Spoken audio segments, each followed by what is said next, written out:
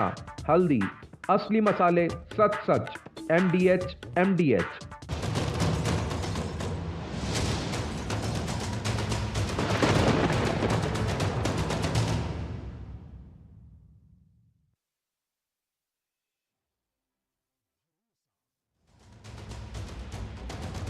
नमस्कार, बड़ी खबर पर बड़ी और सार्थक बहस के साथ हम लेकर हाजिर हैं 5 की पंचायत। मैं हूं आपके साथ रीमा पराशर।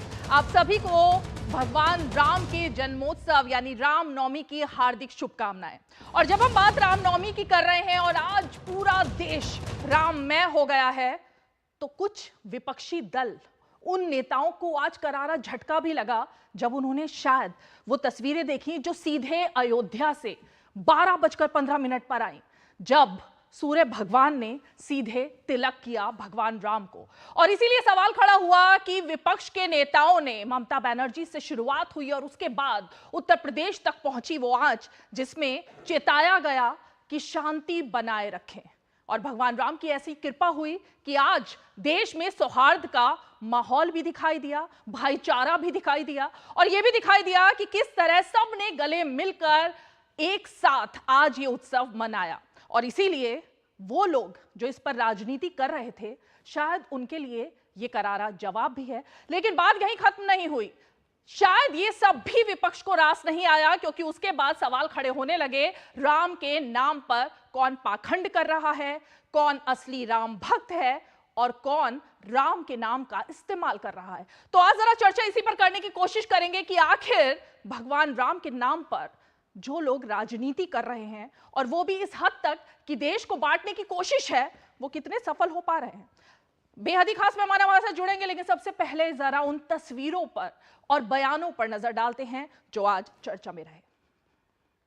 राम लक्ष्मण जानकी, जय श्री राम, जय श्री राम, जय जय श्री राम, जय जय श्री राम, जय जय श्री राम, जय जय श्री राम।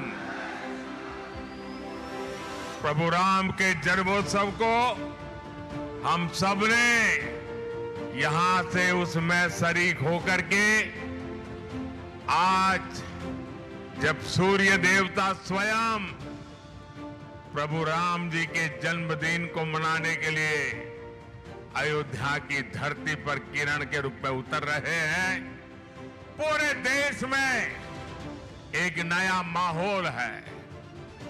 और ये प्रभु राम का बर्थडे 500 साल के बाद आया है, जब वो अपने निज घर में बर्थडे मनाने का सौभाग्य मिला है। रावण रथी विरथ रघुवीरा, इसका मतलब है रथ रावण के पास था, भगवान राम के पास नहीं था। सत्ता रावण के पास थी, भगवान राम के पास नहीं थी। सोने के महल में रावण रहते थे, भगवान राम वनवास में थे।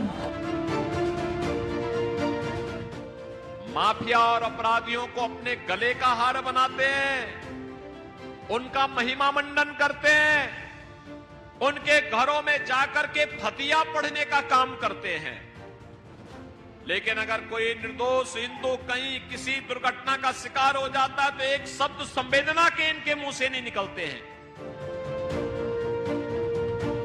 एक राम मंदिर नहीं, हजारों राम मंदिर इस देश में हैं ऑलरेडी, और इसमें तो उन्होंने सब अधूरा प्राण प्रतिष्ठा वगैरह की है। सारे जगतगुरु शंकराचार्य उसके विरोध में थे। ये ठीक नहीं है, अशुभ हुआ है, और ये इनके लिए वो घातक होगा। भगवान राम को दंड दे। मैंने तो कभी किसी की पूजा नहीं की, मैं तो भगवान का नाम लेता हूँ, मैं असली भक्त हूँ भगवान। मैं दिखावा नहीं करता, मैं पाखंडी नहीं हूँ। पाखंडी लोग ये सब करते हैं। আমি সংখ্যালঘু ভাই বোনদের বলবো, যদি দেখেন স্লোগান দিচ্ছে 17 তারিখ ওটা ওদের দাঙ্গা করার দিন, আমি মনে করি ওটা মানুষের সম্মানের দিন হোক, ঐক্যের দিন হোক। গালাগালি দিলেও মাথা ঠান্ডা করে আল্লাহর নামে প্রে করবেন, ওদের বিদায় চাইবেন। बंगाल की मुख्यमंत्री ममता बनर्जी जी ने ट्वीट करते हुए रामनवमी के बारे में लिखा, टू मेंटेन पीस। भाई आप शांति बनाए रखने की अपील कर रही हैं। इसका मतलब कि आप इस पर्व को अशांति से जोड़ रही हैं। ये सीधा सीधा रामनवमी के पर्व का अपमान है, क्योंकि तमाम आपने दूसरे मजहबी मौकों के ऊपर अमन का पैगाम देने की बात कही है। अगर इस देश में आज के दिन ऐसा चुनाव हो जिसमें कोई गड़बड़ी नहीं हो, जिसमें ईवीएम में कोई गड़बड़ी नहीं है, तो मैं दावे के साथ कह सकती हूँ ये 180 से ज़्यादा सीट नहीं ले सकते, उससे भी कम लेंगे। हमें चाहते हैं कि लोग अयोध्या आवें, भगवान राम का दर्शन करें और सरयू स्नान करें और सभी देशवासियों से आपस में मोहब्बत रखें। राम लक्ष्मण जानकी जय श्री राम, जय श्री राम, जय जय श्री राम, जय जय श्री राम, जय जय श्री राम, जय जय श्री राम। तो जय श्री राम की ये गूंज आज अयोध्या से निकलकर पश्चिम बंगाल और असम तक पहुंची, जहां प्रधानमंत्री नरेंद्र मोदी थे। ये नारे उन्होंने आज जनता के बीच लगवाए और उन्होंने, आपने देखी वो तस्वीरें जब भगवान राम का जब तिलक हुआ, सूर्य भगवान ने किया, वो तस्वीरें प्रधानमंत्री ने किस तरह से अपनी रैली रोककर, चप्पल उतार कर और पूरी श्रद्धा के साथ देखी। तो ये तस्वीरें अब किसको विचलित कर रही हैं? नेताओं को, जिनकी तरफ से बहुत सारे ऐसे बयान आए। आपने सुना प्रियंका गांधी वाड्रा को भी, ममता बनर्जी को भी और साथ में राम गोपाल यादव को भी। तो सबसे हम रिएक्शन लेने की कोशिश करेंगे, क्योंकि आज ये मुद्दा यहीं थमने वाला नहीं है, बल्कि अब ऐसा लग रहा है कि पिच जो है वो 2024 की पूरी तरह से तैयार हो चुकी है कि एक तरफ ये मुद्दा है और दूसरी तरफ इसके खिलाफ खड़े हुए लोग हैं। बेहद ही खास मेहमान हमारे साथ जुड़ गए। मैं परिचय अपने खास मेहमानों को आपके साथ करा देती हूँ। हमारे साथ बीजेपी पार्टी का पक्ष रखने के लिए बीजेपी के प्रवक्ता धनंजय गिरी जी स्टूडियो में मौजूद हैं। हमारे साथ राजनीतिक विश्लेषक और कांग्रेस पार्टी के समर्थक कपिल मदान जी मौजूद हैं। इसके अलावा हमारे साथ समाजवादी पार्टी के प्रवक्ता तारिक खान जी मौजूद हैं। साथ ही कुछ ही समय में हमारे साथ राजनीतिक विश्लेषक और तृणमूल कांग्रेस के समर्थक तौसीफ अहमद खान जी जुड़ेंगे। और एक और बेहद ही खास मेहमान हमारे साथ स्टूडियो में मौजूद हैं, वरिष्ठ पत्रकार और राजनीतिक विश्लेषक राजकिशोर तिवारी जी। आप सभी का बेहद ही स्वागत है। लेकिन कपिल मदान जी, मैं शुरुआत आप ही से करना चाहूंगी। ये कैसे डिसाइड हो जाता है कि कौन राम का सच्चा भक्त है और कौन रावण का भक्त है? ये जो आज प्रियंका गांधी वाड्रा ने बात कही, ये कैसे तय होता है देश में? देखिए, मैं सिर्फ एक बात बोलना चाहूंगा रीमा जी, आपके सारे दर्शकों को, कि अगर देखिए जो भी इस सृष्टि में होता है वो भगवान की कृपा और भगवान की मर्जी से होता है। भगवान की मर्जी से के बगैर कुछ नहीं हो सकता है इस धरती में। ये हम सब जानते हैं और यही सनातन परंपरा है।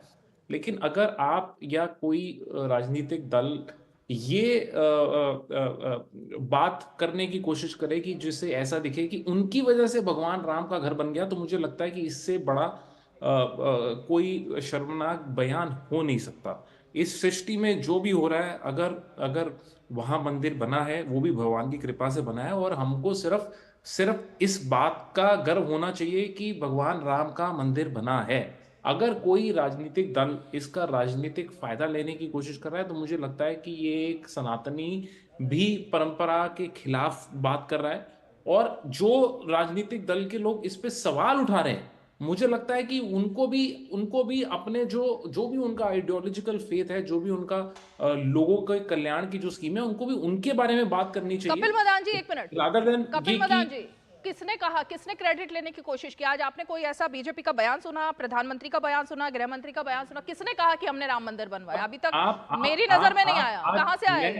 आप एक काम करें, मैं आपको एक लिस्ट दे दूंगा पूरी निकाल के कि जब से प्राण प्रतिष्ठा हुई, इस तरीके से एक नैरेटिव ये बनाने की कोशिश की जा रही है कि शायद कि ये मंदिर किसी इंसान की वजह से बना है। ये मंदिर जो भगवान राम के प्राण प्रतिष्ठा, वो किसी एक इंसान की वजह से नहीं, वो भगवान की कृपा से हुई। पहला पॉइंट नंबर ये। दूसरा कि बीजेपी इसका एक क्रेडिट जरूर लेना चाहती है और वो बोलती है कि हमारा, देखिए, मैनिफेस्टो में हमारा एक प्रण था, ये मैनिफेस्टो का हमारा एक प्रॉमिस था, हमने वो प्रॉमिस पूरा किया। लेकिन मैं एक बात आप सबको बताना चाहूंगा कि अगर आप ये जो मुकदमा चला सुप्रीम कोर्ट, पहले डिस्ट्रिक्ट कोर्ट में चला, फिर हाई कोर्ट में चला, फिर सुप्रीम कोर्ट में चला, तो आपके दर्शकों को ये बात पता होनी चाहिए कि ये इस मामले में पहला मुकदमे करने वाले जो शिकायतकर्ता या जो प्लेंटिफ थे, उनका नाम था गोपाल सिंह वर्षद। आपने उनका नाम किसी भी राजनीतिक बयान में, आपने कहीं पे भी वो बयान में उनका नाम नहीं सुना होगा। तो जो कानूनी लड़ाई लड़ी गई, वो कानूनी लड़ाई गोपाल सिंह वर्षद ने शुरू की गई। और जो फैसला हुआ वो सुप्रीम कोर्ट ने फैसला दिया। ठीक है। और ये सारी जो भगवान की मर्जी के बगैर तो कुछ हो नहीं सकता। तो और जो भी जी, फिर तो बात ही खत्म हो गई ना। फिर तो कांग्रेस इसका मतलब बैकफुट पर आ गई। जब बिल्कुल, भगवान की मर्जी से मंदिर बना, भगवान के कहने पर प्राण प्रतिष्ठा हुई, तो फिर क्यों बॉयकॉट किया गया, मैं नहीं समझ पा रही हूँ। फिर तो भगवान का आदेश था और कांग्रेस पार्टी को जाना चाहिए था वहां पर, लेकिन नहीं गई कांग्रेस पार्टी। अब मैं रिएक्शन लेती हूँ। मैं देखिए, अगर आप ऑपोजिशन पार्टीज का अगर आप बयान, क्योंकि इस प्राण प्रतिष्ठा की, भगवान राम की जो मंदिर की प्राण प्रतिष्ठा हुई, उसका एक राजनीतिक तौर पर शायद उसका एडवांटेज लेने की कोशिश की जा रही है। और अगर आप इसे नकार नहीं सकते, अगर आप चैनल पे बैठ के ये बोले कि धनंजय गिरी जी पॉलिटिकल माइलेज नहीं ले रही। धनंजय गिरी जी, ये जो प्रियंका गांधी वाड्रा और कपिल मदान थोड़ा सा आराम से कह रहे हैं, उन्होंने धड़ल्ले से कहा प्रियंका गांधी वाड्रा ने, और उन्होंने सीधे तौर पर कहा कि सत्ता का लालच तो रावण को था, भगवान राम तो वनवास में थे। तो ये रावण कौन है और राम कौन है, उन्होंने बताने की कोशिश की है कि सत्ता तो बीजेपी पाना चाहती है, तो आपकी तुलना किससे की गई है? और अभी फिलहाल विपक्ष तो वनवास ही काट रहा है, तो वो एक तरीके से भगवान राम के असली पद चिन्हों पर तो विपक्ष चल रहा है। रीमा जी, होई है वही जो रामनवमी की बधाई देता हूं और साथ में कह रहा हूं, होई है वही जो राम रचि राखा, को करे तर्क बढ़ावे ही शाखा। कांग्रेस कहां चली गई है देख लीजिए, और कह रहे हैं राजनीतिक लाभ लेने के लिए। काला कोट पहनकर कोर्ट में कौन खड़ा हुआ था कि 19 के पहले, चुनाव के पहले आप कोर्ट से डिसीजन ना हो, नहीं तो राजनीतिक लाभ मिलेगा। क्यों मिलेगा भाई, किसको मिलेगा? और हमने बिल्कुल अपने मैनिफेस्टो में लिखा, हमने राम के नाम पे राजनीति नहीं की, राम के नाम, राम राजनीति को ही राम के नाम समर्पित कर दिया। हमने 4 सरकारें कुर्बान की, हमने सरकारें सत्ता आई गई लेकिन उसका परवाह नहीं किया। हमने राम राज्य को स्थापित करने का बीड़ा उठाया। उस राम को जो बाबू साहब डॉक्टर भीमराव अम्बेडकर ने संविधान बनाया तो पहले पन्ने पे राम दरबार लगाया, उस राम राज्य को स्थापित करने की कोशिश की। साबरमती के संत ने जो कमर में गीता और मुख में राम रखा और इनकी समाधि पर लिखा हुआ शब्द हे राम, उस राम को कांग्रेस ने काल्पनिक बताया। आज राम राज्य की स्थापना के लिए हमने सरकारें कुर्बान की, गोलियां खाई है। और इन कांग्रेस की फप्तियां भी सही है कि कहते हैं कि राम मंदिर बनाएंगे और तारीख नहीं बताएंगे। उन तमाम चीजों को पार करते हुए, लेकिन राम को अपने ध्येय निष्ठा में स्थापित किए हुए हम राम राज्य, हम पर आरोप है, ठीक है, हम मानते हैं कुछ दाग अच्छे होते हैं, राम राज्य की स्थापना के प्रयास कर रहे हैं, हम राम के भक्त हैं, इसमें हमें कोई दिक्कत नहीं कहने में। दूसरी बात जो कह रही है प्रियंका जी, वो किधर करीब है और सत्ता कांग्रेस को कितनी सुहाती है ये बताने की जरूरत नहीं है। बापू को उन्होंने खारिज कर दिया, उन्होंने कहा कि राम काल्पनिक थे, ये तो कांग्रेस ने ऑन रिकॉर्ड कहा है। और कांग्रेस की जहां तक आप बात करती हैं, कांग्रेस, बाबा ने जैसे कहा है कि तात राम नहीं नर भूपाला, परमेश्वर कालहू पर काला, तो उस काल के गल्त में कांग्रेस धीरे धीरे समाती जा रही है, क्योंकि कांग्रेस ने राम के अस्तित्व को ही नकारा। राम सृष्टि भी है, राम दृष्टि भी है, राम दृष्टा भी है, राम सृष्टा भी है, राम साधन भी है, राम साध्य भी है, राम आराधन भी है, राम पूजा भी है, राम पद्धति भी है, राम जीवन के आराध से, हर जीवन का हम शुरुआत राम से करते हैं, जीवन का आरंभ मध्य राम है, मध्य भी राम है, अंत भी राम है। हाँ। राम नेति भी है, राम नियंता भी है, राम सृष्टि भी है, राम सृष्टा भी है, राम दृष्टि भी है, राम दृष्टा भी है। हमने राम के ऊपर स्वयं को न्यौछावर किया। हमारे यहाँ जीवन की शुरुआत सुबह राम राम से होती है और राम नाम सत्य है से जीवन की समाप्ति होती है। कांग्रेस का राम नाम सत्य होने का काल आ गया। ठीक है, वो तो जनता डिसाइड करेगी ना। लेकिन मैं जरा तारिक खान जी के पास आऊं, लेकिन उससे पहले मैं राजकिशोर तिवारी जी का रुख करूंगी, क्योंकि आपने धनंजय गिरी राम राज्य की बात कही ना, तो आज एक वीडियो आम आदमी पार्टी ने भी जारी किया। अरविंद केजरीवाल ने जो राम राज्य दिल्ली में दिया है, अब उस पर लड़ाई पूरी तरह से होगी। तो राजकिशोर जी, ये राम राज्य, हर कोई कह रहा है कि राम राज्य उन्होंने ही दिया। अरविंद केजरीवाल जेल से राम राज्य की कल्पना पर बात कर रहे हैं, दूसरी तरफ बीजेपी का राम राज्य एक अलग परिकल्पना के तहत है। तो राम पर लड़ाई इस बार 2024 की पिच है। बिल्कुल, देखिए रीमा जी, पहले तो रामनवमी का दिन है, तो रामनवमी के पूरे देशवासियों को सभी बधाई जो लोग डीडी न्यूज़ देख रहे हैं। लेकिन यहाँ पर दो तरीके से इस पूरे प्रकरण को देखने की आवश्यकता है। एक तो आराध्य राम है और एक तो वो मार्गदर्शक राम है, वो मर्यादा पुरुषोत्तम राम है, जो एक जीवन जीने का संदेश देते हैं कि कोई छल कपट प्रपंच या किसी भी गलत तरीके से सत्ता नहीं चाहिए, ये तो सब चीजें ठीक हैं। लेकिन एक दूसरा जो राम का राजनीतिकरण की जो बात हो रही है, वो भारतीय जनता पार्टी का अपना पक्ष है, कांग्रेस है, विपक्ष का अपना पक्ष है। लेकिन सिर्फ राजनीतिक तौर पर मैं टिप्पणी इस पर करना चाहूंगा, क्योंकि जो आराध्य वाला मामला है वो अलग है, उस पर बहुत सारी चर्चा हो चुकी है। उस पर खास बात यह है कि जिन राम को लेकर लगातार तरह तरीके के बयान आते थे, उसमें न सिर्फ अरविंद केजरीवाल राम राज्य की बात कर रहे हैं, बल्कि ममता बनर्जी तृणमूल में अगर आप देखेंगे तो वहां पर रामनवमी का जुलूस निकालते हुए तृणमूल के लोग भी दिखाई पड़ रहे हैं, जबकि वहां पर इस तरीके की राजकिशोर जी, मैं आपके पास आती हूँ इस मुद्दे को लेकर। हमें सीधे जरा कन्नूर केरला चलना होगा, जहां पे रक्षा मंत्री राजनाथ सिंह जनसभा को संबोधित कर रहे हैं, और क्योंकि हम राम राज्य की बात कर रहे हैं तो जरा एक बार सुन लेते हैं। केरल में इको टेररिज्म के नए सेंटर्स भी बनाएगी मध्य प्रदेश सिस्टर, और इससे हम होम स्टे के जो अवसर बनेंगे उसका बड़ा लाभ हमारे ट्राइबल फैमिलीज को मिलेगा। बीजेपी गवर्नमेंट होम स्टे के लिए विमेन्स को फाइनेंशियल हेल्प भी देगी। ഭാരതീയ ജനതാ പാർട്ടി കേരളത്തിൽ ഇക്കോ ടൂറിസത്തിന്റെ വികസനത്തിൽ അടിസ്ഥാനമാക്കിയുള്ള വികസന രേഖയാണ് പറയുന്നത്. ഇവിടെ എല്ലാ സ്ഥലങ്ങളിലും ഹോം സ്റ്റേകൾ നിർമ്മിക്കാനുള്ള പ്രവർത്തനമുണ്ടാവും. പ്രത്യേകിച്ചും നമ്മുടെ ആദിവാസി മേഖലകളിലൊക്കെ തന്നെ അതിനുള്ള പ്രത്യേക ഹോം സ്റ്റേ ഉണ്ടാക്കുകയും അതിനായി സ്ത്രീകൾക്ക് വേണ്ട ലോണും ധനസഹായവും നൽകാൻ ഭാരതീയ ജനതാ പാർട്ടി മാനിഫെസ്റ്റോയിൽ ഉറപ്പിച്ച് പറഞ്ഞിരിക്കുകയാണ്. हम लोगों ने अपने इलेक्शन मैनिफेस्टो में यह भी कहा है कि हम कोस्ट लाइन प्रोटेक्शन के लिए भी काम करेंगे, और ये केरला के मेरे फिशरमैन साथियों के लिए बहुत ही फायदेमंद होगा, बहुत ही बेनिफिशियल होगा। इनकी लाइवलीहुड को जो एलडीएफ और यूडीएफ ने पिछले वर्षों में स्पॉइल कर दिया है, उसे हम बचाने की भरपूर कोशिश करेंगे, और हम फिशरीज के प्रोडक्शन और प्रोसेसिंग के लिए नए क्लस्टर्स भी बनाएंगे, और हम केरला के फिशरमैन परिवारों में क्वालिटी ऑफ लाइफ उनकी सुधारेंगे। उनकी डिग्निटी बढ़ाने के लिए जो भी काम करना होगा हमारी गवर्नमेंट करेगी। മാത്രവുമല്ല, നമ്മൾ തീരദേശ മേഖലയിൽ പ്രത്യേകമായ മത്സ്യബന്ധന തൊഴിലാളികളുടെ ക്ലസ്റ്ററുകൾ രൂപീകരിച്ചുകൊണ്ട് അവരുടെ ദിവസവേതനം പരമാവധി ഉയർത്തുവാനുള്ള എല്ലാ ശ്രമങ്ങളും നടത്തുന്നതോടുകൂടി തീരദേശ സംരക്ഷണത്തിന് വേണ്ടി അവരുടെ പ്രവൃത്തിയെ ഉപയോഗപ്പെടുത്തി അവരുടെ ജീവിത നിലവാരം ഉയർത്താനുള്ള ശ്രമവും നടത്തും എന്ന് നമ്മുടെ മാനിഫെസ്റ്റോ ഉറപ്പിച്ച് പറയുകയാണ്. Brothers and sister, Bharatiya Janata party पूरे वर्ल्ड की सबसे क्रेडिबल पॉलिटिकल पार्टी है। भारतीय जनता पार्टी यह अकेली पार्टी है जो कहती है वह करती है। हमारे वर्ड्स और डीड्स में कभी अंतर नहीं होता है। സഹോദരി സഹോദരന്മാരെ, ലോകത്തിലെ ഏറ്റവും വലിയ പൊളിറ്റിക്കൽ പാർട്ടി എന്ന നിലയിൽ ഭാരതീയ ജനതാ പാർട്ടിക്കുള്ള ക്രെഡിബിലിറ്റി എന്ന് പറയുന്നത് എന്താണോ ഭാരതീയ ജനതാ പാർട്ടി പ്രസ്താവിക്കുന്നത്, പറയുന്നത്, അത് ചെയ്തു കാണിക്കും എന്നതാണ് ലോകത്തിലെ ഏറ്റവും വലിയ പ്രത്യേകത. ഇതുവരെ നടന്നതും പറയുന്നത് പൂർണ്ണമായും ചെയ്തത് തന്നെയാണ്. हम लोगों ने अपने इलेक्शन मैनिफेस्टो में पहले कहा था 2014 में, मैं उस समय पार्टी का नेशनल प्रेसिडेंट था, उस समय हम लोगों ने कहा था हमारी गवर्नमेंट बन जाएगी आर्टिकल 370, जिसके तहत कश्मीर को, जम्मू कश्मीर को स्पेशल। तो आप सीधे कन्नूर केरला से रक्षा मंत्री राजनाथ सिंह को इस वक्त सुन रहे थे, जो वहां पर जनसभा को संबोधित कर रहे थे। एक बार फिर से लौटते हैं मुद्दे की तरफ।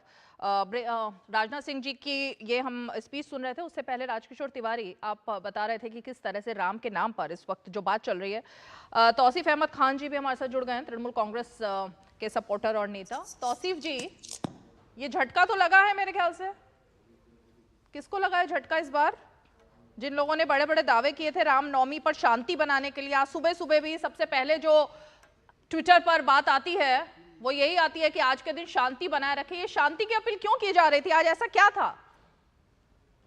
नहीं, शायद आप याद करेंगे तो आपको याद आएगा, रामनवमी में पिछले साल भी और उसके पहले वाले भी साल में भी हावड़ा में एक पर्टिकुलर एक जगह है जहाँ पे ये एक रिचुअल की तरह हो गया है कि वहाँ से प्रोसेशन निकलता है और एक पर्टिकुलर गली से गुजरता है जहाँ पे एक समुदाय के लोग रहते हैं, वहाँ पे मस्जिद है और वहाँ पे पथराव करते हैं, मस्जिद पे आपत्तिजनक बात करते हैं, डीजे बजाते हैं।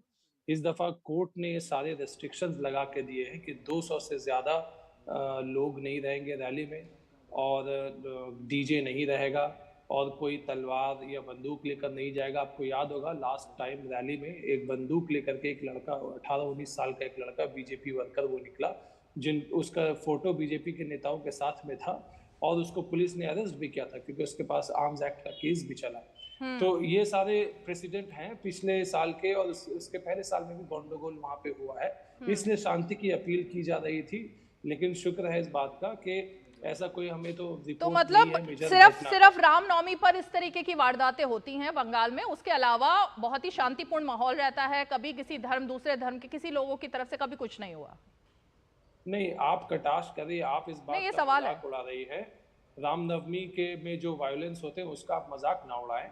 मैं मजाक नहीं उड़ा रही, सवाल था, मेरी क्यूरियोसिटी थी जानने की। ये बहुत ही दुर्भाग्यपूर्ण बात है कि एक शुभ अवसर पे, ऐसे अच्छे मौके पे, धर्म के नाम पे कुछ लोग जो है इस तरीके के वायलेंस में करते हैं या प्रोसेशन का मिसयूज करते हैं। जब रामनवमी निकलता है, जो राम के भक्त होते हैं उनका दूर दूर तक वायलेंस से कोई लेना देना नहीं होता। मर्यादा पुरुषोत्तम राम तो आपका कहना है कि बीजेपी के कुछ वर्कर उन शांतिपूर्ण लोगों के बीच जाकर के उत्पाद मचाते हैं, ये आप कह रहे हैं? जी हाँ, पिछले साल। ठीक है, धनंजय गिरी जी जवाब देंगे। ओके, कोर्ट में सारे तथ्य हैं। तौसीफ साहब ने बहुत अच्छी बात बताई कि एक गली में, एक मस्जिद में कुछ लोग रहते हैं, शांति प्रिय धर्म के लोग रहते हैं। ये शांति प्रिय धर्म के लोग जॉर्डन में भी रहते हैं, सीरिया में भी रहते हैं, ईरान में भी रहते हैं, लेबनान में भी रहते हैं, इराक में भी रहते हैं।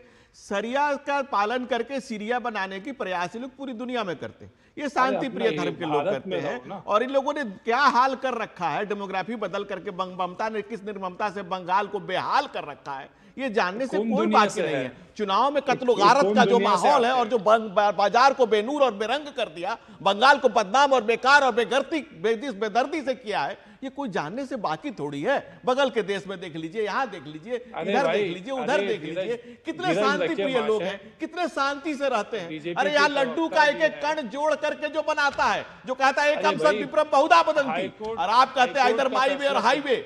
तो जो माई वे और हाईवे कहने वाले लोग हैं, उन लोगों ने पूरी दुनिया में आतंक मचा रखा है, किसी से छुपा हुआ नहीं है। हम दाना दाना जोड़ करके लड्डू बांट के बनाते हैं, और आप गारत करके काट करके। बोलिए बोलिए, आप ही की बात का जवाब दे रहे हैं तौसीफ जी, आप ही की बात का जवाब दे रहे हैं। धनंजय जी ने तो कोई जवाब ही नहीं दिया। किस पर जवाब नहीं दिया? आपत्ति है कि कुछ जवाब नहीं दिया धनंजय जी ने। हाईकोर्ट का जो आदेश आया, हाईकोर्ट अरे भाई, आपने कहा कि बीजेपी के लोग उन लोगों के राम भक्तों के बीच में घुस करके उत्पाद मचाते हैं, उसका जवाब मिल रहा है ना? जी हाँ, नहीं, जवाब उन्होंने कहा दिया, उसी का तो जवाब दिया उन्होंने। नहीं, वो तो सीरिया पहुंच गए, उनको तो खलबली मची हुई है कि ईरान ने हमला कर दिया इसराइल पे। वो तो भक्त चले गए इसराइल में, वहां जाकर आप देखिए प्रॉब्लम क्या है। रहते गाते हिंदुस्तान में और रहते खाते हिंदुस्तान में और गाते किसी और देश की हैं। इनके सपने में इजराइल आता है, सपने में ईरान आता है, जॉर्डन आता है, सीरिया आता है, लेबनान आता है, सीरिया आता है। भारत नहीं आता है, भारत की संस्कृति नहीं आती है। अरे कहो रहीम कैसे हो केर बेर के संग, हम तो लिप्टन चाहते हैं, तुम फाड़त हो अंग। तुम्हारी ये आदतें कब सुधरेगी? कब इस मिट्टी से जुड़ोगे? कब इस मिट्टी को अपना मुल्क समझोगे? कब इस मिट्टी को अपनी माँ समझोगे? कभी तो समझो, कभी तो इस मुल्क के करीब आओ, कभी तो राम के करीब आओ, कभी तो राम का नाम गुनगुनाओ, कभी तो इस मिट्टी से जुड़ जाओ, कभी तो जॉर्डन सीरिया लेबनान की तरह यहाँ शांति प्रिय धर्म। अयोध्या से कहाँ पहुँच गए? टीवी डिबेट है, आप आलू प्याज मच्छी खरीदने आए हो क्या? आप क्या बात कर रहे हैं? कैलकाटा हाईकोर्ट का जजमेंट आया, उन्होंने रेस्ट्रिक्शंस लगाया। शाहजहां के नाम पर सारे जहां में बदनाम है ममता बनर्जी। शाहजहां को छुपाने के लिए सारे जहां में बदनामी कबूल है। क्यों कबूल है? क्योंकि रोहिंग्या कबूल है, क्योंकि घुसपैठिए कबूल है, क्योंकि इस तरह की वारदात बंगाल में सरेआम है, सरे बाजार है, दिन और रात, दिन दहाड़े सरेआम है, और बंगाल की आम आवाम की जिंदगी बेहाल है, धनंजय जी। ओके, कपिल मदान को बजे जा रहे हैं, रिकॉर्डेड टेप की तरह बजे जा रहे हैं। धनंजय जी रुकिए, तौसीफ जी कैलकाटा हाईकोर्ट का जो जजमेंट आया उसके बारे में एक सेकेंड ब्रेक करिए। राजकिशोर जी भी वेट कर रहे हैं और समाजवादी पार्टी के प्रवक्ता भी वेट कर रहे हैं, लेकिन 1 मिनट कपिल मदान को, क्योंकि इतना ही समय है, मैं कपिल मदान से चलते चलते बस, क्योंकि एक और पिच तैयार हुई है उस पर आती हूँ। ये जो अभी से सवाल खड़े हो गए ईवीएम पर, कपिल मदान, प्रियंका गांधी वाड्रा कह रही हैं अगर ईवीएम सही रही तो 180 पर सिमट जाएगी बीजेपी, और अगर ईवीएम में धांधली हुई तो पता नहीं आंकड़ा कहां जाएगा। तो मेरा सवाल तो यह है, जब ईवीएम में धांधली के आरोप लग ही रहे हैं तो क्यों नहीं आप लोग फिर एक तरीके से सरेंडर मोड में आ ही जाते हैं? फिर तो चुनाव का बहिष्कार कर देना चाहिए। क्यों चुनाव लड़ रही है कांग्रेस पार्टी? देखिए अगर कोई किसी भी अगर कहीं पे किसी भी तरीके की कोई मैनिपुलेशन है तो आप मैनिपुलेशन आप खेल को छोड़ नहीं देंगे, आप कॉन्टेस्ट से भागेंगे नहीं। आप जो भी कोशिश यही करेंगे कि जो चुनाव है, जो भी कॉन्टेस्ट है, वो पारदर्शिता के साथ हो, वो फेयर ट्रांसपेरेंट मैनर में हो। और मुझे एक बात बताइए, इसमें अगर ये ईवीएम को लेकर अगर सवाल है और भाजपा को लगता है कि सरकार और जो लोगों का समर्थन उनके साथ है, जो 400 पार का नारा वो लेके चल रहे हैं, और 400 पार के नारा मुझे नहीं लगता कि कहाँ से आ रहा है, क्योंकि सारे तो ऑपोजिशन लीडर्स को वो अपने खेमे के अंदर लिए जा रहे हैं। अगर जिसके पास 400 आ रही होती है उनको ऑपोजिशन के लीडर्स की जरूरत नहीं पड़ती। बट इस बात को आप छोड़ दीजिए, लेकिन अगर बीजेपी इतनी श्योर है, इतनी कॉन्फिडेंट है कि 400 पार है, जनादेश उनके साथ है, सब लोग उनके साथ है, तो उनको तो क्या, उनको किसी भी तरीके से चुनाव करा लेना चाहिए। उनको क्या दिक्कत हो सकती है? कपिल मदान जी, 400 पार का नारा हर चुनाव में एक स्लोगन होता है, वही स्लोगन बीजेपी ने इस बार 400 पार का दिया है। बीजेपी ये नहीं कह रही 400 पार आ गई है हमारी, उन्होंने ये नारा दिया 400 पार लेकर आएंगे। तो नारों को समझती है कांग्रेस पार्टी और विपक्ष या नहीं? हर चुनाव में एक टारगेट तय किया जाता है ना, हर कोई करता है। रीमा जी, आप ये नया क्या हो रहा है? जनता पार्टी का ये भी जुमला है, आप ये क्यों कह रहे? मैंने तो ये बोला ही नहीं। आप ये क्यों बोलने की कोशिश कर रही हैं कि ये चुनावी जुमला है, जैसे वो 15 लाख था? मैंने तो ये बोला नहीं है। आपकी बातों से मुझे ये लग रहा है कि ये बता रही है कि एक चुनावी जुमला है, ये होगा नहीं। और मैं भी यही बात बोल रहा हूँ कि ये होगा नहीं। कोई भी प्रेडिक्ट नहीं कर सकता ना कपिल मदानी, कोई नहीं प्रेडिक्ट कर सकता क्या जब होगा। 400 पार को क्या होगा किसी को नहीं पता अभी। जब 400 पार की बात होती है, जब 400 पार की बात हो रही है और आप बोल रही हैं कि नहीं जी ये 400 पार तो सिर्फ जुमला है, ये तो सिर्फ वो कह रहे हैं, तो मतलब आप भी मानती हैं कि ये 400 पार निराधार बात है।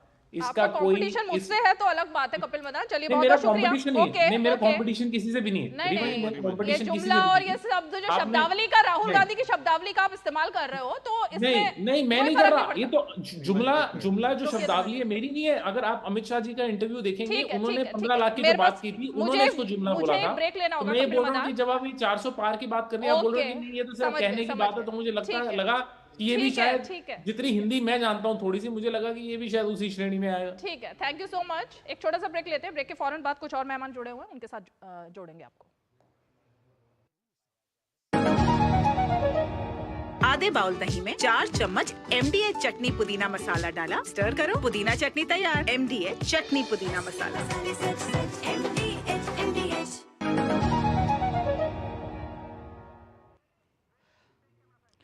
ब्रेक के बाद आपका एक बार फिर से स्वागत है। डीडी न्यूज पर आप देख रहे हैं 5 की पंचायत। और क्योंकि मुद्दा ईवीएम तक चला गया था, एक बार फिर से जरा भगवान राम तक पहुंचते हैं, और इसीलिए हमारे साथ समाजवादी पार्टी के प्रवक्ता तारिक खान साहब भी मौजूद है। तारिक जी, सवाल ये खड़ा होता है जब हम सुनते हैं समाजवादी पार्टी के एक वरिष्ठ नेता को, राम गोपाल जी को, जो कहते हैं कि राम के मंदिर तो हजारों है पूरे देश में, तो अयोध्या के राम मंदिर पर इतना फोकस क्यों किया जा रहा है? और जो लोग भगवान राम की पूजा के लिए इकट्ठे हो रहे हैं वो तो एक एक्चुअली पाखंडी लोग हैं, क्योंकि पूजा पाठ तो घर में किया जाता है, मन में किया जाता है, और जो लोग दिखावा करते हैं बाहर जा जाके मंदिरों में, वो पाखंडी होते हैं। तो ये किस पर सवाल है? तो देश की उन करोड़ों, सैकड़ों, लाखों जनता जो रोजाना पहुंच रही है अयोध्या में, क्या उन्हीं की तरफ इशारा है? इसका मतलब यह है कि राम सब जगह नहीं है, आप कहना चाहती हैं। अच्छा। और राम गोपाल साहब ने कहा कि राम तो आपके अंदर ही है, अंदर ही ढूंढ लीजिए, या कड़कड़ में ढूंढ लीजिए, या जहां ढूंढना चाहिए वहां ढूंढ लीजिए। ये तो आपके ऊपर है कि आप भगवान राम को कहां ढूंढते हैं। अगर कुछ लोग वहां ढूंढते हैं तो वो उनकी इच्छा, और अगर राम गोपाल साहब कह रहे हैं कि हर जगह राम है, तो आप अगर इसको खंडन कर रही है तो आप राम विरोधी। अब मैं कहता हूं कि जो वहां बुलावे में नहीं गया वो भगवान राम का विरोधी है। मान लेते हैं आपकी बात, यही तो आप कह रही हैं। तो अमित शाह भी नहीं गए, बुलाया गया था भगवान राम के विरोधी, नहीं गए थे। जेपी नड्डा को भी बुलाया गया, वो भी नहीं गए। कैसे पता आपको? लिस्ट देखी थी क्या? ये अमित शाह और नड्डा जी का नाम कहां से आया? हाँ, सुन लीजिए, खुद जाकर इनवाइट किया गया है नड्डा जी को। अच्छा। जो चंपत राय साहब थे ट्रस्ट के महासचिव, और ऐसे ही लाल कृष्ण आडवाणी साहब को भी इनवाइट किया गया था, वो भी नहीं गए। तो शायद वो भी, जिसने जो रथ लेकर चला, जिसकी वजह से इतना बड़ा आंदोलन हुआ, वो भी राम विरोधी है। चलिए ठीक है, मान लिया आपकी बात। बड़ा अभी एक साहब ने बहुत बोला राम राज के बारे में। रामचरितमानस में लिखा हुआ है कि राम राज्य की स्थापना में ऐसा होना चाहिए कि टैक्स बिल्कुल नॉमिनल लेना चाहिए। तो आपने 10 साल में टैक्स कहां कहां कम किया? स्थापना की ना राम राज्य की। राम राज्य में यह भी लिखा हुआ है कि छोटी बीमारियों से किसी की भी मौत नहीं होती थी राम राज्य में, छोटी मोटी बीमारियों से। स्वास्थ्य और शिक्षा का इतना ख्याल रखा जाता था। कौन से वॉलेंटरी स्टेप्स उठाए आपने कि छोटी मोटी बीमारियों से? हमने यही नदी में और नाले में लाशों को तैरते हुए देखा। कौन सा नाटक करते हैं आप राम राज्य बनाने का? स्टेप्स बताइए, 5 स्टेप्स गिनाइए इनके लिए जो आपने उठाए उस राम राज की स्थापना करने के लिए।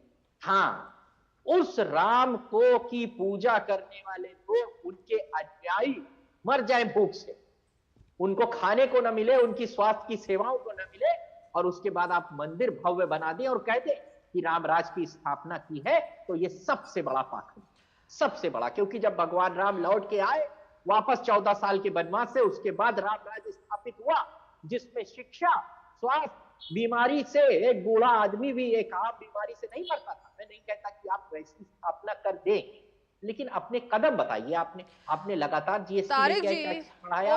ओके तारिक जी, पहली बात तो ये, अभी राम राज्य पर तो मैं आई नहीं थी, राम मंदिर की बात हो रही थी, लेकिन मैं धनंजय अभी राम राज्य की बात कोई कर रहा था। अरे रुकिए, अभी तो बात हो रही थी क्या मंदिरों को, राम मंदिर को और जितने भी राम के मंदिर है उनको बंद कर दे, क्योंकि आस्था अगर मन में है तो मंदिर ना जाए। अभी तो सवाल ये खड़ा किया था मैंने। धनंजय जी, मैं आपके पास रिएक्शन के लिए आऊंगी, लेकिन राजकिशोर तिवारी जी, ये जो मंदिर, ये क्योंकि पहला बयान नहीं है राम गोपाल जी का, एक तरीके से कॉन्ट्राडिक्शन है। अखिलेश यादव कहते हैं कि मैं जाऊंगा राम मंदिर जब भगवान राम मुझे बुलाएंगे। उन्होंने ये बात नहीं कही थी कि मेरे लिए राम मंदिर बेकार है और आस्था का विषय, मन में मैं तो भगवान की पूजा करता हूं, मैं मंदिर नहीं जाऊंगा। दूसरी तरफ आज राम गोपाल जी का बयान। तो ये अयोध्या जो कि उत्तर प्रदेश में, और उत्तर प्रदेश में जिस तरह से लाखों करोड़ों लोग रोजाना जा रहे हैं, ये क्या कॉन्ट्राडिक्शन दिख रहा है? नहीं देखिए रीमा जी, यहाँ दिक्कत ये है कि उनके तो नाम में खैर राम भी है, गोपाल भी है, उसके बाद भी वो इस तरीके की बात कर रहे हैं। तो फिर नाम ही राम गोपाल नहीं रखना चाहिए था, सिर्फ हृदय कुमार रख दिया जाता, तो फिर इस तरीके से तो बड़ी अजीब सी बात हो जाएगी। फिर वेटिकन जाने की जरूरत भी नहीं है, फिर उसके लिए आपको जो है आप बताएंगे कौन क्या नाम रखे, ये गलत बात है। किसी के नाम पे आप टिप्पणी नहीं कर सकते। नहीं, पर आप ये जरूर बताएंगे इमरान साहब कि कैसे किसको पूजा करनी है, पूजा पद्धति का अधिकार आप बताएंगे, मर्यादा आप बताएंगे, कैसे सोचा जाए आप बताएंगे। लेकिन हम अगर राजनीतिक टिप्पणी पर बात करेंगे तो आप बताएंगे कि आप नहीं करेंगे ऐसा। दरअसल यही दिक्कत है आपके साथ में। समस्या यह है कि आप जो डंडा लेकर चलते हैं ना, जो दंड लेकर चलते हैं, आपको लगता है कि जो आप चाहेंगे वो होगा। ऐसे नहीं होता है इमरान साहब। सुनिए, थोड़ा संयम रखिए और थोड़ा मर्यादा का परिचय दीजिए, वरना आवाज अगर आपके पीछे है तो मेरे पास भी आवाज है, शब्द आपके पास है तो मेरे पास भी शब्द है, वाणी है तो मेरे पास भी है। आप नहीं बताएंगे। आप अगर ये कह रहे हैं कि अगर आप कह रहे हैं करोड़ों राज्यों से ये आप कह रहे हैं, आप अगर राम मंदिर की तुलना किसी आम मंदिर से कर रहे हैं, अयोध्या जहां पर राम का जन्म हुआ, अगर उसकी तुलना आप कर रहे हैं, तो निश्चित तौर पर यह राजनीतिक मुद्दा नहीं है, निश्चित तौर पे आस्था से जुड़ा मुद्दा है, धर्म से जुड़ा मुद्दा है, तथ्य से जुड़ा मुद्दा है। आप कह सकते हैं किसी ईसाई से कि आप वेटिकन मत जाइए, आप कह सकते हैं मुसलमान से कि आप मक्का मत जाइए, आप कह सकते हैं किसी से, आप कह सकते हैं गुरु ग्रंथ साहब की पूजा करने के लिए अमृतसर मत जाइए, आप ऐसा कह सकते हैं क्या? निश्चित तौर पर आपने बिल्कुल पहले तो आपने मर्यादा लांघी और आपने कहा कि कैसे राम को आप अपने घर में पूजे। क्यों? आप तय करेंगे कौन कहां पर पूजा करेगा? जहां पर राम का जन्म हुआ है वहां पर कौन पैदा करेगा? कैसी बात कर रहे हैं इमरान साहब? आप नाम पे आप टिप्पणी मत करिए। अच्छा, नाम पर टिप्पणी मत करें, आप राम पर टिप्पणी करें, आप पूजा भक्तों पर टिप्पणी करें कि आप वहां पर जा रहे हैं तो क्यों जा रहे हैं, लेकिन हम नाम पर टिप्पणी ना करें। उसका अपना अधिकार। जी जी जी जी जी, दिक्कत ये देखिए, समस्या देखिए, जरा आप सोचिए कितने सहिष्णु हैं आप। सहिष्णुता आप कैसे उजागर हो रही है कि आपके एक नेता राम गोपाल के नाम पर टिप्पणी कर दी जाए तो आप बड़े आहत हो जाते हैं, उस पर आप आपत्ति जताते हैं। लेकिन आप करोड़ों लोग को यह बताएं कि नहीं, अयोध्या जाने की जरूरत नहीं है। जिस राम को वनवास दे दिया गया सैकड़ों सालों तक, जब वो प्राण प्रतिष्ठित हो रहे हैं, उसका उत्सव मनाने के लिए लोग जा रहे हैं, तो वहां मत जाइए। ये व्यक्ति अगर कोई कह रहा है तो उसके नाम पर भी सवाल उठेगा, उसके कर्म पर भी सवाल उठेगा, और ये उठेगा इमरान साहब। गलत बयानी आपने की है तो आपको सुनना पड़ेगा। निश्चित तौर पर जिसने भी गलत बयानी की है, गलत काम किया, उसको भुगतना ही पड़ेगा। और मैं तथ्यों और तर्क की बात कर रहा था। आपने कतई इस तरीके से जब बताया कि वहां पर नहीं जाना चाहिए, उचित नहीं था इमरान साहब। और दूसरी बात, तारिक जी, सवाल यही था, मैंने यही सवाल राजकिशोर तिवारी जी से भी किया और मैं फिर आपसे भी यही कर रही हूँ कि राम गोपाल यादव ये कहते हैं कि मन में राम है, मैं तो मंदिर जाना पाखंड समझता हूँ। अखिलेश यादव ने ही कहा था ये, तो किसकी बात को सर्वोपरि माना जाए आपकी पार्टी में? कौन सा ऑफिशियल वर्जन है? अखिलेश यादव कहते हैं मुझे जब राम बुलाएंगे तो मैं पूरे परिवार के साथ जाऊंगा। उन्होंने इस तरह की टिप्पणी नहीं की थी कि पाखंडी लोग ही जाते हैं मंदिर में तो मैं कभी नहीं जाऊंगा, घर में ही पूजा करूंगा, ऐसा नहीं कहा था उन्होंने। उनके कहने का सिर्फ इतना मतलब है कि भगवान आपके अंदर ही है और कड़ में है, आप जहां देखना चाहिए देख लीजिए। दूसरी बात, माननीय राष्ट्रीय अध्यक्ष जी ने कहा कि हम राम मंदिर जाएंगे जब भगवान का, ऐसा क्यों हम अपनी बचपन से सुनते आए हैं कि चलो बुलावा आया है और इस भगवान ने बुलाया है, हर भगवान के लिए कहा जाता है। ऐसे ही मुसलमान कहते हैं कि हमें बुलावा आया है, हम हज पे जाएंगे, तीर्थ यात्रा पे जाएंगे। इसलिए उन्होंने कहा कि जब वहां से बुलावा आएगा तो परमात्मा है, वो बुला लेंगे। मगर ये गलत है, किसी के नाम पे टिप्पणी नहीं। अरे भाई, नाम पर टिप्पणी नहीं, उन्होंने कहा कि जिनके नाम में ही राम है। उन्होंने क्या टिप्पणी की? उन्होंने कहा जिनके नाम में राम है, उनके मन में भी राम। मैंने कहा जब वो कह रहे हैं कि मेरे अंदर राम है। तारिक साहब सुनिए, तारिक साहब आप सुनिए, तारिक साहब सुनिए, आप सुनिए। जब मैंने उनसे उनके नाम पर कोई अभद्र टिप्पणी नहीं की, पहली बात तो मैंने कहा कि अगर इस तरीके से अगर इतना उनके ज्ञान प्रस्फुटित हो रहे हैं तो मैंने कहा कि उनका नाम फिर कुछ भी रख दिया है। तो राम और गोपाल जिस व्यक्ति का नाम दोनों रखा गया है वो इसलिए रखा गया है क्योंकि सभी पूर्वज, आपने बहुत अच्छी बात कही, आपने एक अच्छी बात कही, का नाम हम चेंज करें, आप एक्सेप्ट करेंगे? नहीं, वो तो आप मोदी जी से पूछिए, आप मोदी से पूछिए ना जाके। अरे सब यहाँ तो आप दरअसल सर्टिफाइड प्रमाण पत्र आप जो देने की कोशिश करते हैं ना, और जो दूसरों को आप बताने की कोशिश करें, मेरी आपत्ति इस पर है। आप ये कह रहे हैं कि अगर आप राम मंदिर और मेरे घर के मंदिर की तुलना अगर आप कर रहे हैं तो निश्चित तौर पर दिक्कत है। सपा के कार्यकर्ता आप भी हैं, सपा के नेता मुलायम सिंह यादव भी हैं, नाम बदलने पे आपत्ति नहीं हो सकती है। अरे भाई, इस बात से किसी भी राम आप बैठ के यहाँ पर दूसरों का नाम बदलवाएंगी? आप किसी के भी इस पर टिप्पणी नहीं करेंगे ना तारिक जी। कौन होते हैं नेता ये बताने वाले किसको मंदिर जाना है, किसको नहीं मंदिर जाना है? कोई नेता किसी का भी धर्म तय नहीं करेगा और ये नहीं बताएगा कि मोदी जी का नाम बदलकर। चलिए ठीक है, एक ब्रेकिंग न्यूज आ रही है, एक ब्रेकिंग न्यूज आ रही है। ओके, यहाँ सबसे बड़ी है वो बताएंगे कि राम मंदिर कौन सा, कहाँ जाना चाहिए, कैसे जाना चाहिए, वो उनको बताने का हक है, लेकिन उस पर एक व्यंग जो है सधा नहीं जाता। चलिए एक छोटा सा ब्रेक लेते हैं, ब्रेक के फौरन बाद लौटेंगे और उसके बाद इस चर्चा को आगे बढ़ाएंगे। आप देखते रहिए 5 की पंचायत। जिन्होंने यूज किया है वो जानते हैं असली हींग का स्वाद। MDH सुपर हींग, शुद्धता का असली तड़का। MDH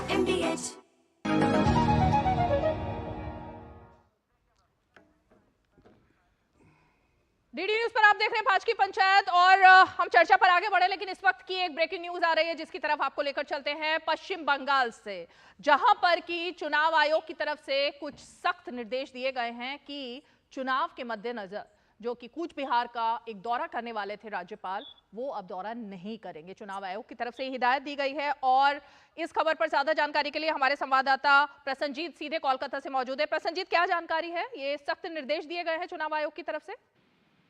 हाँ देखिए रीमा, आज 17 तारीख शाम को 6 बजे से जो साइलेंस पीरियड है वो अलीपुरद्वार, कूच बिहार और जलपाईगुड़ी तीनों जो पार्लियामेंट कंस्टिट्यूएंसी है जहां पे 19 तारीख को वोट लिया जाएगा, वहां पे ये कानूनी तौर पे यही है जो मॉडल कोड ऑफ कंडक्ट की हिसाब है। तो इस इलेक्शन कमीशन की तरफ से बताया गया है कि जो माननीय गवर्नर साहब वहां जाना चाहते हैं उसमें हो सकता है कि वहाँ पे जो कानूनी स्थिति है उसमें थोड़ा सा गड़बड़ आ जाए, क्योंकि सारे के सारे जो डिस्ट्रिक्ट एडमिनिस्ट्रेशन है वो पोल प्रिपरेशन में लगे हुए हैं और पोल प्रिपरेशन में कल परसों भी उसी में लगे हुए रहेंगे। तो उस समय पे अगर महामहिम जैसे कोई VVIP वहाँ पे पहुंचे तो हो सकता है कि इनकी काम में थोड़ा सा रुकावट हो, क्योंकि पूरा नजर महामहिम की तरफ देना पड़ेगा। इसीलिए इलेक्शन कमीशन की तरफ से ये कहना है कि हो सके तो महामहिम ने इस जो यात्रा है इसको रद्द करे और इसी हिसाब से गवर्नर भी अपना जो वहाँ पे दौरा है उस दौरा को रद्द कर दिया है। रीमा, ओके ओके, बहुत बहुत शुक्रिया प्रसन्नजीत इस जानकारी के लिए। और जरा लौटते हैं अपनी चर्चा की तरफ। धनंजय गिरी जी, ये जो सवाल खड़ा किया गया तारिक खान जी की तरफ से और तौसीफ जी की तरफ से भी, मैं जरा उसी पर आपके पास आना चाहूंगी। चुनाव में उनका कहना है मुद्दे महंगाई है, बेरोजगारी है, तमाम अलग अलग मुद्दे, जातिगत जनगणना आज राहुल गांधी ने कहा, लेकिन आप भगवान राम के मंदिर को उसको लेकर इतना बड़ा मुद्दा बना रहे हैं, ये जो आरोप लग रहा है इसका जवाब दीजिए। मैं अभी सुन रहा था और मुझे लगा कि राम राज्य की स्थापना को कैसे स्वीकार कर रहे हैं। प्रधानमंत्री नरेंद्र मोदी जब 12 करोड़ घरों में टैप से वाटर देते हैं तो राम राज्य की स्थापना कर रहे होते हैं। जब 12 करोड़ सम्मान निधि देते हैं, किसान सम्मान निधि, तो राम राज्य की स्थापना कर रहे होते हैं। जब 4 करोड़ गरीबों के घर बनाते हैं तो राम राज्य की स्थापना कर रहे होते हैं। जब जन औषधि केंद्र से 80% सस्ती दवाएं देते हैं तो राम राज्य की स्थापना कर रहे होते हैं। जब जिसको कोई नहीं पूछता उसको मोदी पूछते हैं और 5 लाख तक का उसका इलाज फ्री में कराते हैं तो वो राम राज्य की स्थापना कर रहे होते हैं। जब कोई भूखा ना सोए इसके लिए 80 करोड़ लोगों को मुफ्त में राशन दिया जाता है तो राम राज्य की स्थापना कर रहे होते हैं। इस राम राज्य की स्थापना को होते देख विपक्ष के बल इतने निर्बल हो रहे हैं कि जो लोग कभी इफ्तार को सर पे टोपी लगाकर इफ्तार से राजनीति को रफ्तार देते थे, उनकी आज क्या हालत है ये देख लीजिए। राम विमुख हाल तुम्हारा, रहा न कोई रोवन हारा। जो राम भक्तों पे गोली चलाने वाले, सरजू के पानी को राम भक्तों के रक्त से लाल करने वाले, आज उनके घर में कोई बचा नहीं है। सपा का इतिहास ये है कि 14, 17, 19, 22 4 चुनाव लड़के सपा लेट गई चारपाई, और इस बार चुनाव में नहीं को आएगा सपा, सफाई सफाई हो गई है। और बंगाल को तो जो बेहाल और बेरंग और बेनूर ममता बनर्जी ने जिस निर्ममता के साथ किया है ये पूरी दुनिया देख रही है। और जो बंगाल में आज कत्ल गारत और हिंसा का जो माहौल है ये लोकतंत्र के लिए शर्मसार करने वाली शर्मनाक बातें हैं। लेकिन राम के वजूद को, भगवान राम के स्थापना को, भगवान राम के आदर्शों को स्थापित करने के लिए भगवान राम के खड़ाओं को जिस तरह से भरत ने अपने सर पे रखा, भारतीय जनता पार्टी कार्यकर्ताओं ने अपने हृदय में रखा। और राम राज्य की स्थापना का स्थापित होने तक इस देश के दलितों, वंचितों, शोषितों, पीड़ितों के बल राम है, निर्बल के बल राम है, सबरी के जूठे बेरों में राम है, राम केवल के पद प्रक्षालन में राम है, जटायु के कटे परों में राम है। ठीक है तारिक जी, कोई विचलित इसीलिए है क्या विपक्ष, क्योंकि आज जो तस्वीरें आई और जिस तरीके से एकजुटता दिखाई दे रही है भगवान राम के नाम पर, तो क्या यही डर है कि वो वोट कहीं और चले जाएंगे, या ऐसी आशंका है आपको?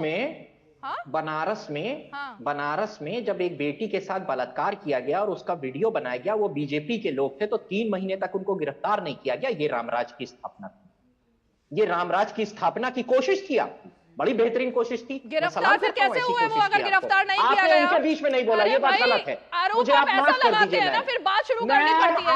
गोल पोस्ट बदलते रहते हैं, गोल पोस्ट बदलते रहते हैं। अरे झूठ बोला है तो उसमें कायम रहो जफर, आदमी को साहिब किरदार होना चाहिए, तुम गोल पोस्ट बदलते रहते हो, ये कभी यहाँ कभी वहां। अरे इस देश की पहली दलित मुख्यमंत्री बहन मायावती ने FIR लिखाई थी, मुझे सपा के गुंडों ने लिखा था, ये सब था कि सपा के गुंडों ने मेरे प्राण लेने की कोशिश की और मेरी प्रतिष्ठा लेने की कोशिश की। और आदम गोडवी ने तो लिखा है पक्के समाजवादी हैं, तस्कर हो या डकैत, पक्के समाजवादी हैं, तस्कर हो या डकैत। भारतीय जनता पार्टी सुन लेते हैं तारिक जी। अरे तारिक जी आपकी आवाज नहीं आ रही। नहीं आप सुनिए, आप सुनने की क्षमता रखिए, आपने बीजेपी के एजेंट की अरे तरह काम मत सच करिए। सुनने शंकर सिंह अभी मौजूदा मंत्री बोले कि भारत का हो जाएगा। अरे भारत की माटी से, इस मुल्क की मिट्टी से कभी जुड़ ही नहीं पाए, मक्का कर रहे मिट्टी में। ठीक है एक एक करके सुन लेते हैं, एक एक करके बात सुन लीजिए पहले मायावती के बारे में शंकर सिंह ने क्या कहा था। उत्तर प्रदेश के अभी के मौजूदा परिवहन मंत्री, उनको बलात्कार के बारे में ऐसी बात कही मैं कह नहीं सकता, मेरी जबान से नहीं निकल सकती है, मैं इज्जत करता हूं उनकी। और आप भी महिला बैठी मेरे सामने, आज उस आदमी को मंत्री बना के रखता है। शर्म की बात है, शर्म नहीं आती आप लोगों को ऐसा करते हुए? हमको कहते हो अपने गिरफ्तार, अरे रुकिए, ये भी रामराज है। धनंजय जी बीच में नहीं। तारिक जी, ये पहली बात, आपको शर्म आ रही होगी लेकिन मुझे भी शर्म आ रही है, क्योंकि मायावती ने, बहन जी ने खुद अब से 2 महीने पहले खुद ट्वीट किया और बताया किस तरह समाजवादी पार्टी ने उनके साथ क्या क्या किया था। गेस्ट हाउस कांड की उन्होंने याद दिलाई, बीजेपी ने नहीं, उन्होंने खुद ट्वीट किया, तो तब शर्म नहीं आई थी क्या? मैं जो बोल रहा हूँ आप सुन पा रहे हैं? दया शंकर सिंह ने क्या कहा, बोलो। मायावती ने क्या कहा, उस पर भी तो निगाह डालिए थोड़ी सी, जिनके साथ हुआ। FIR किया था उन्होंने, दया शंकर वाली बात बिल्कुल आप काट रही हैं। पहले एक दलित महिला की, भारत की एक दलित बेटी का अपमान इतनी बुरी तरीके से दलित बेटी का अपमान किसने किया? वो तो खुद कह रही है समाजवादी पार्टी ने किया। आप उन्हीं की बात को झुठला रहे हैं क्या? और वो अपनी आप ही आप सुना जो रही बीजेपी है। ने जो बीजेपी के मंत्री ने कहा उनके बारे में आप उसको मान ही नहीं रही। बीजेपी आपको मैं वीडियो सुनाऊं क्या कहा? बीजेपी की बात धनंजय गिरी कर रहे हैं, लेकिन बीएसपी तो यहाँ नहीं है ना इस पैनल पर, इसलिए मैं आपको बता रही हूँ कि मायावती ने खुद ट्वीट किया। दयाशंकर ने क्या कहा था? अरे बहन, मायावती ने क्या कहा था? सवाल ये उठता है कि जिसके साथ और दयाशंकर व्यवहार ने जो हुआ, कहा मायावती सवाल ये के उठता है बारे में जो जिसके ऊपर केस हुआ, मुख्यमंत्री बनाया। सवाल ये जिसके प्राणघातक हमला हुआ, उस व्यक्ति ने क्या केस किया? उस व्यक्ति ने 2 महीने पहले क्या किया? इस देश की पहली दलित मुख्यमंत्री बहन मायावती ने क्या कहा? सपाई गुंडों ने, और उन्होंने नारा दिया, ठीक है, ठीक है, चढ़ गुंडन की छाती पर मोहर लगाओ, हाथी पर चढ़ गुंडन, गुंडन सबका प्रयोग किया। मुझे एक ब्रेक लेना है, लेकिन ब्रेक पर जाने से पहले क्विक रिएक्शन में राजकिशोर तिवारी जी से लूंगी। राजकिशोर जी, क्योंकि उत्तर प्रदेश की राजनीति को आप काफी करीब से देखते रहे हैं, मैं जरा ये जानना चाहती हूँ, ये समाजवादी पार्टी को बहन जी की याद क्यों आ रही है आज? मतलब नहीं समझ पाई मैं, क्योंकि ना तो सपोर्ट दे रही है, वो पानी पी पी कर गाली भी दे रही है रोज, लेकिन फिर भी याद आ रही है आज उनकी। नहीं, दरअसल देखिए, अखिलेश यादव जी ने बहुत कोशिश की थी निश्चित तौर पर, और ये पिछले सवाल का भी जवाब रीमा जी इसमें सन्निहित आपने कहा था ना कि अखिलेश यादव जी ने क्या कहा और दूसरे नेता ने क्या कहा। अखिलेश यादव जी को मालूम है कि कैसे संघर्ष से वोट मिलेगा, इसलिए अखिलेश यादव जी जानते हैं कि किस तरीके से राजनीति चलानी, इसलिए उन्होंने कोई हल्की टिप्पणी नहीं की थी, फालतू का संदेश देने की कोशिश नहीं की थी, जैसा कि राम गोपाल यादव जी ने किया था। और मायावती की जहाँ तक बात है, तो मायावती ने जब खुद जिनका नाम लेकर कहा जा रहा हो, वो जो एफआईआर कर रही है, और गेस्ट हाउस कांड आपको हम बताएं रीमा जी, वो हम लोग के सामने की बात है, जिस तरीके की चीज़ें हुई थी।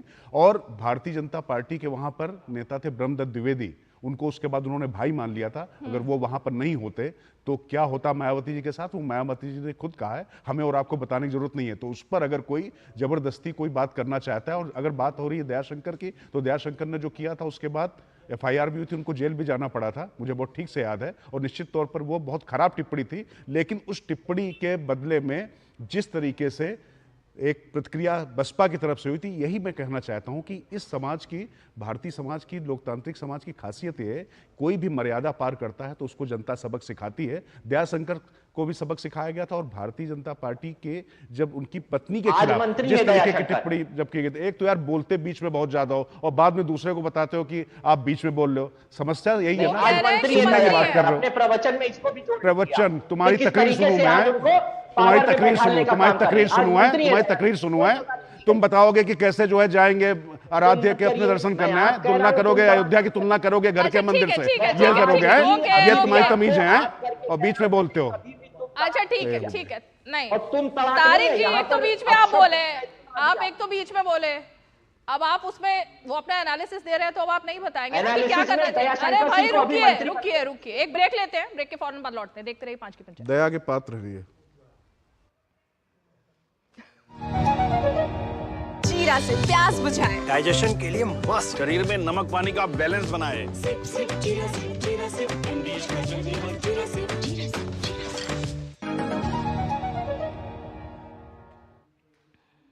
डीडी न्यूज पर आप देख रहे हैं 5 की पंचायत, और अब जरा मैं तौसिफ जी का रुख करना चाहूंगी। तौसिफ जी, अब मैं सीधे तौर पर आपसे जानना चाहती हूं, जो सुधांशु त्रिवेदी ने कहा, सुधांशु त्रिवेदी ने कहा कि इससे पहले कभी याददाश्त में नहीं आता कि ममता बनर्जी ने या आपकी पार्टी तृणमूल कांग्रेस की तरफ से कभी किसी और त्योहार पर, किसी और दिन शांति की अपील की गई हो।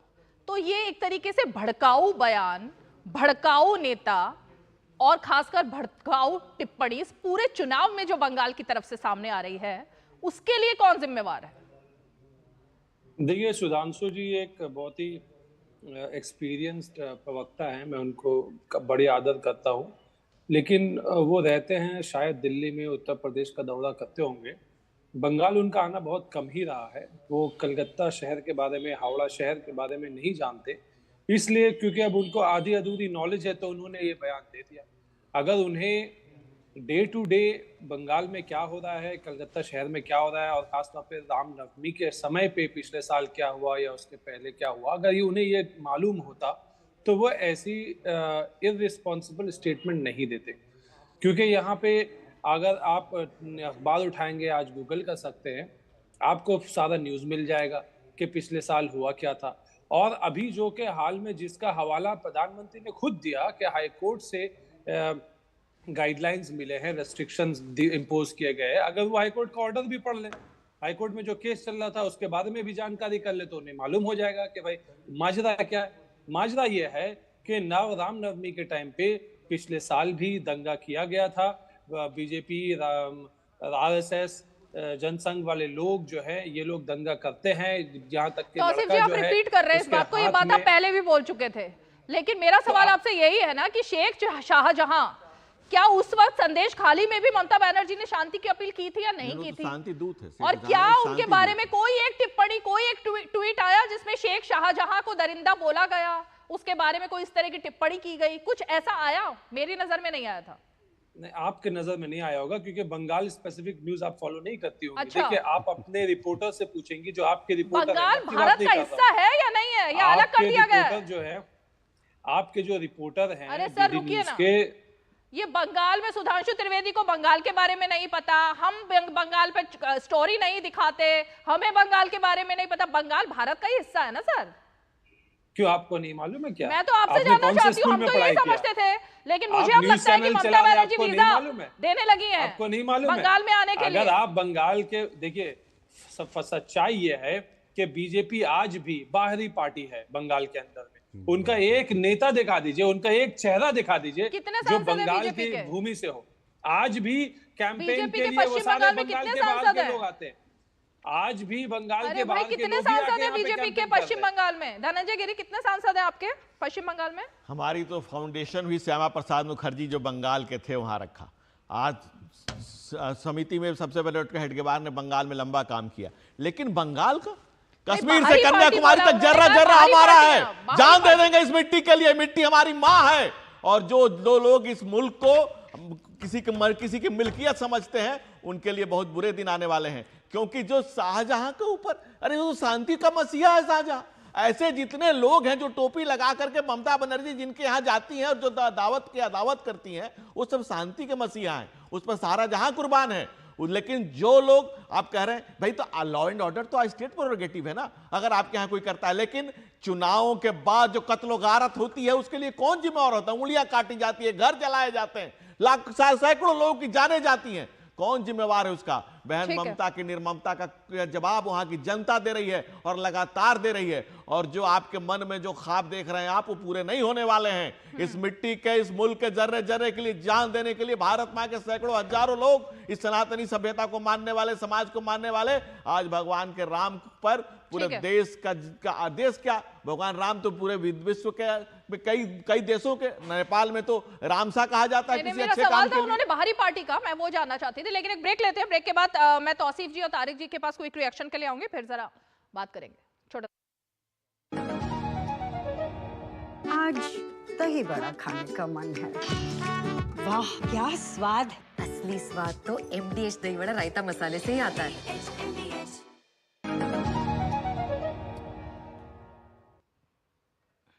डीडी न्यूज पर आप देख रहे हैं 5 की पंचायत। और तौसीफ जी, जो आपने बात कही ना, फिर से मैं जरा उस पर आती हूँ। अभी मैं इलेक्शन के लगातार लोगों से बात कर रही थी, तो मैं बंगाल भी गई और उसमें मैंने लोगों से बात की। पता नहीं क्या डर है उनको, तृणमूल कांग्रेस से, आम जनता को। और ये वो लोग कह रहे हैं, जब मैंने उनसे पूछा आपको क्या लग रहा है कि क्या माहौल चल रहा है, उन्होंने कहा कि देखिए जी, रहते तो हम यहाँ हैं, अगर कुछ बोलेंगे तो रहना तो हमें दीदी के राज में है। ये डर जो है ना, ये आम जनता के अंदर था। वहां पर क्यों था ये डर, ये मैं अभी तक नहीं समझ पाई। तो इसलिए कम से कम ये जो आपने टिप्पणी की कि हम लोग स्टोरी नहीं दिखाते, हम लोग बात नहीं करते, हमें कुछ पता नहीं है बंगाल के बारे में, ये टिप्पणी आपको नहीं करनी चाहिए थी, एटलीस्ट नहीं करनी चाहिए। हो सकता है कि आपने जिनसे कोई डर है ना लोगों में कि हमें वोट डालने नहीं दिया जाता, जाते हैं तो वो पूछते हैं कि किसको वोट डालोगे, और अगर पता लगा विपक्ष को वोट डालेंगे, तो शायद कुछ माहौल ऐसा है बंगाल का जो आपको एक्सेप्ट करना चाहिए। देखिए, आपकी बातों को कॉन्ट्राडिक्ट कर रहा है यहाँ का आंकड़ा, जो डेटा बताता है कि वोटर टर्नआउट लगभग सारे डिस्ट्रिक्ट्स में 80% से ज्यादा है। तो ये बात कहना कि हमने कुछ लोगों से बात किया, वो कहते हैं हमें डर है, हम बाहर आके वोट नहीं दे सकते, लगता ऐसा है कि शायद वो कोई बीजेपी के वर्कर होंगे जिन्होंने मीडिया के सामने आकर के आपसे ये बात कहा। क्योंकि डेटा तो बाहरी पार्टी है, उनके वर्कर वहां कैसे आ गए बंगाल में? राजकिशोर तिवारी पैसा है भाई, आप क्या कर रही है? समय की बीजेपी के बाधा पास में है, बहुत क्विक पैसा है। रिएक्शन, जल्दी वो पैसा जल्दी। भेजते हैं, अच्छा। पेटी भर भर के पैसा भेजते हैं। और वो पार्थो घोष के यहाँ पेटियां मिल जाती हैं, और वो पार्थो दा के यहाँ करोड़ों करोड़ मिल जाते हैं। वो पार्थो के यहाँ पेटियां रहती हैं, गुलाबी गुलाबी वो पेटियां पर पार्थो के यहाँ जमा हो जाता है। बीजेपी को वोट मत दो। वो पार्थो के यहाँ पेटियां मिलती हैं, बीजेपी को वोट मत दो। ये तृणमूल के नेता कहते हैं। पार्थो के यहाँ। चलिए, बहुत बहुत शुक्रिया सभी खास मेहमान हमारे साथ जुड़े। वक्त की बाधा है, हालांकि मुद्दा अब ये ऐसा है जिसको लेकर मुझे लगता है कि 24 के इस चुनाव में लगातार डिबेट होती रहेगी, लगातार बात होती रहेगी, क्योंकि एक तरफ 400 पार का नारा और दूसरी तरफ विपक्ष जो कि मुद्दों की तलाश में है, और हर रोज एक नया मुद्दा सामने लेकर आ रहा है कि आखिर किस मुद्दे पर हलचल पैदा की जा सके। तो चलिए, आप सभी खास मेहमान हमारे साथ जुड़े, आप सभी का बहुत बहुत शुक्रिया। आज 5 की पंचायत में इतना ही, कल फिर होगी मुलाकात, तब तक के लिए हमें दीजिए इजाजत, नमस्कार।